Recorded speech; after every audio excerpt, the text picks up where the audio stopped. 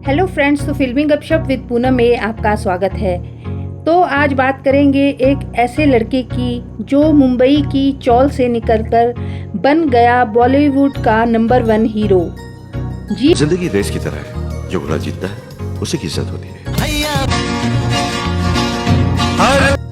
हाँ, मैं बात कर रही हूँ जग्गू दादा यानी आप सबके चहेते जैकी श्रॉफ की।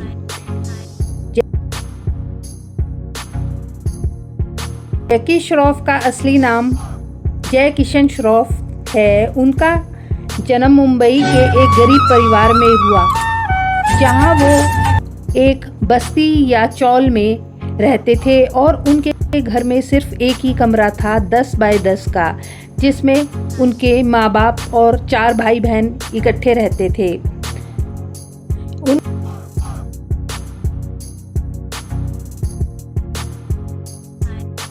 उनके पिता का नाम काकू भाई श्रॉफ और माँ का नाम रीटा श्रॉफ था और वो छोटे मोटे काम करके ही अपने परिवार का गुजर बसर करते थे। तो जैकी का बचपन भी आर्थिक कठिनाइयों में बीता।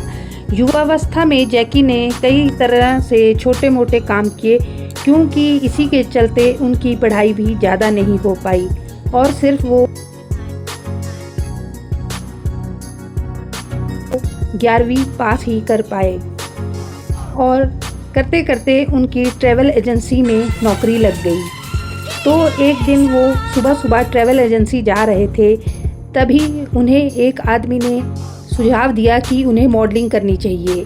तो उन्हें पता नहीं था कि मॉडलिंग क्या होती है। उन्होंने पूछा कि मॉडलिंग कैसे करते हैं। फिर वो उस आदमी के पास गए तो उस आदमी ने फोटोग्राफ्स बहुत सारी एजेंसियों को भेजी, जिससे वो मॉडलिंग में मशहूर हो गए। अब उनकी कमाई मॉडलिंग से ही अच्छी खासी हो रही थी, तो फिल्मों के बड़े सितारों वाली ज़िंदगी से उनका कोई भी संबंध नहीं था। फिर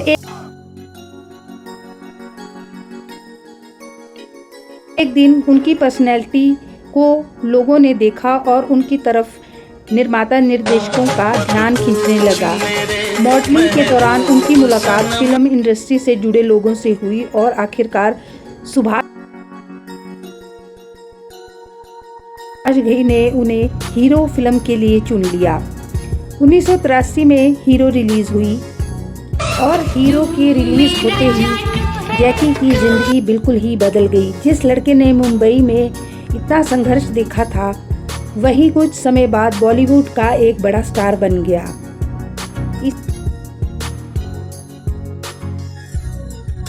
इसी वजह से जैकी श्रॉफ की कहानी में मुंबई की गलियों से बॉलीवुड के पर्दे तक का सफ़र सबसे दिलचस्प किस्सा माना जाता है।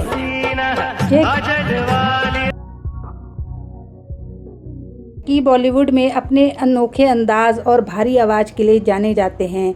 उनकी मुंबईया बोलने का अंदाज उनकी खास पहचान बनाता है। भीड़ू वो हर बात पे बोलते हैं और जिससे उनके व्यक्तित्व से वो शब्द ऐसा जुड़ गया है जो कि उनकी पहचान बन गया है।